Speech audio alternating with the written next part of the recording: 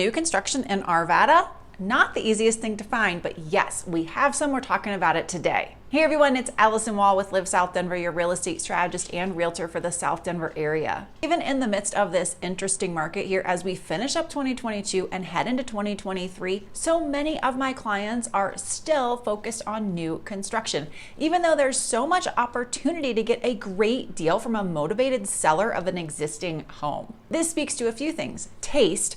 Obviously, builders are both drivers and fulfillers of the tastes of clean and modern design, and the other is time. New builds just seem to scratch that itch so well for something that promises it won't take a lot of time and effort, especially for repairs, for at least a few years after you buy it. I think that's really what keeps everybody so focused on new construction right now, especially when you're putting so much money into a home in this Denver market, right?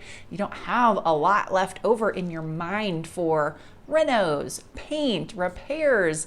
So here we are, even in an exciting market like this where you can snatch out something from underneath a seller who's motivated with eyes still on new construction. Well, we just did this video on Arvada. There really is so much interest in this area.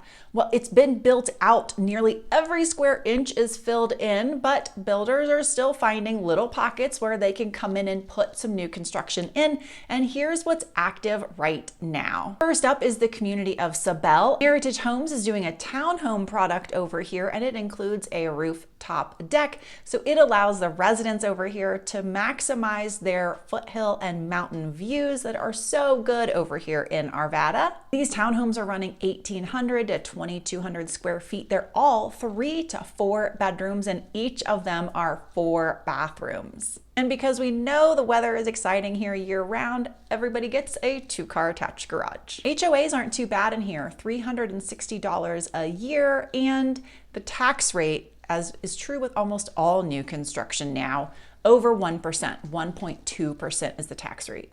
One of the great things about this location is how close it is to the Van Bibber open space. So not only do you get those rooftop decks to be outdoors, to enjoy the mountain views, to grill, to put some furniture, you are literally just across the street and a few steps away from getting out into this beautiful open space. So if you have 4-legged friends, you like to get out on a nice walk, you're not kind of stuck in the concrete jungle that can so often happen in a big suburb. Cardell Homes also built in this neighborhood. They are really on the finish out phase. They have 2, maybe 3 lots left. Cardell did the new, very popular 3-story row home style units in here. If you catch me quick, we might be able to snatch up one of those last 3 if you're interested.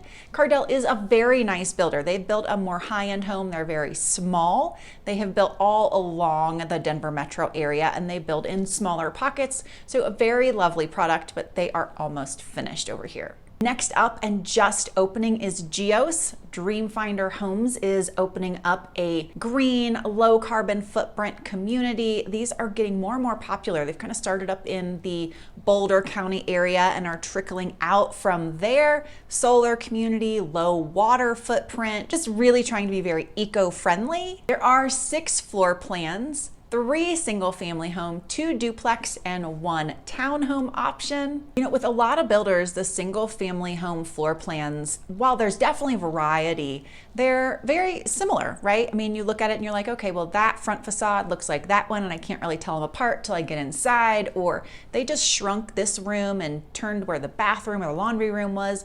Well, with these single-family floor plans, they're actually quite different. So they have an alley entry floor plan, a main traditional front entry floor plan, and then they have one that's quite different where you get a 3-car garage option but no basement. So all 3 floor plans have a very different kind of layout. They're going to attract a different buyer. Here's what I found interesting. When we're looking as agents or buyers and we look at the square footage, so the smallest floor plan has 1,800 square feet. That means everything above the basement. The middle floor plan has 2,000 square feet. That's everything above the basement. And the larger floor plan has 2,500 square feet. It has no basement because it has that 3-car garage. So that one is 3-car garage, a little bit of space there, and then you go up to 2 floors over that one. Well, actually the smallest floor plan, the 1,800 square foot floor plan, becomes the biggest house because of the footprint that can be finished underneath when you finish out the basement. So certainly something to check out with them. Then we go to the duplexes. Those above grade square footages start at like 1550 and go to 1750. They also have basements. Then there's the townhouse. It has a basement as well. Those floor plans are the same in every single unit. It's about 1,000 square feet above grade. The duplexes and the townhouse do not have garage spaces, and it doesn't even appear they have deeded parking. Now, about these basements, because we're talking about them kind of expanding the living space, the basement heights are 9 feet, which is fantastic because that means if you do finish it out, you lose about a foot of ceiling height. So you're going to end up with 8-foot ceiling heights in the basement. That's a great livable space. Lot sizes are specifically small in here. They are building a dense community, so know that going in. Don't think I'm getting a really cool, eco-friendly community with a big yard. You are not. They are pushing everyone toward green space. They are pushing everyone towards central community. That's part of how you make an eco-friendly design, is that you don't have people spending a lot of water and energy on their own lot, and you're orienting it towards something that the builder, the HOA, the community knows how to manage because it's designed a certain way. The homes do have solar, so it is a solar community as well. And the HOA right now is a pretty modest $125 a month. All right, third up, Haskins Station by Richmond Homes. We talked about that in the video that I just did on Arvada pros and cons.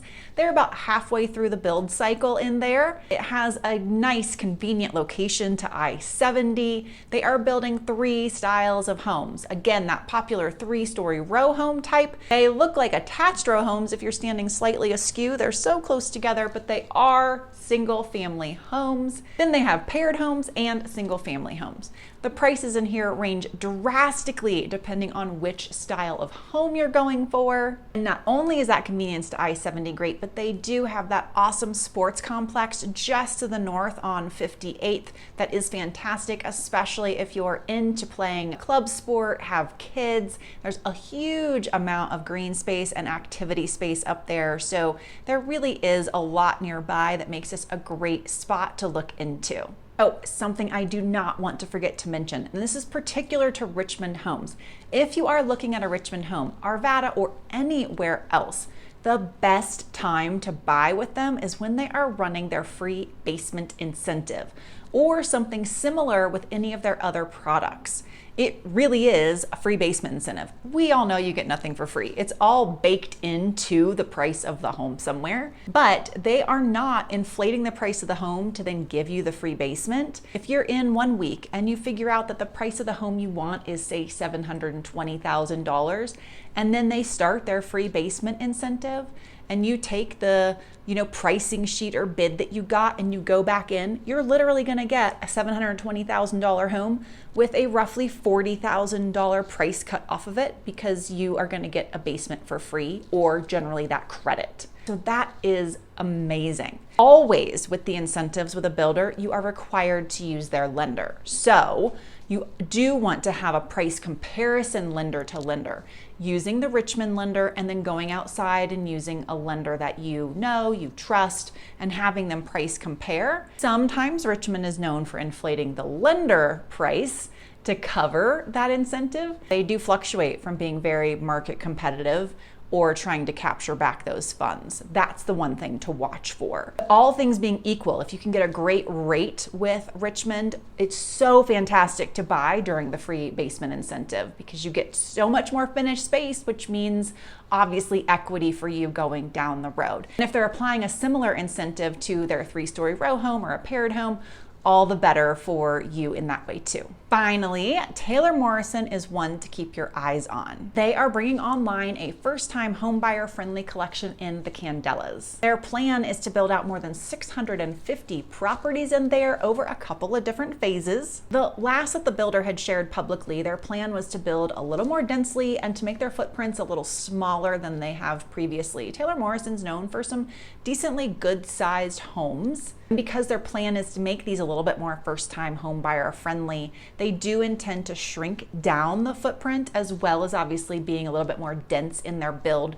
so that they can contain their costs and pass along that savings I know sometimes we choke on that when we think of what the builders' prices are, but they're gonna still make their profits, right? But they're gonna do what they can to pass along cost savings to the buyers so that they're coming in at an entry point that is lower than what they're generally known for. The products they're gonna be producing will include both single family and townhomes. They have not put up their website yet. They don't have a VIP list open yet, but that will be coming online soon. So if it's a little bit farther out for you to be making your move, but you have your eyes on Arvada, keep a watch out for this one. All right, there you have it. 3 active new construction sites in Arvada and 1 to be watching for. If you have questions, you want to chat about new construction, talk more about Arvada, please reach out. It is always a delight for me to connect with you, and I will see y'all next week.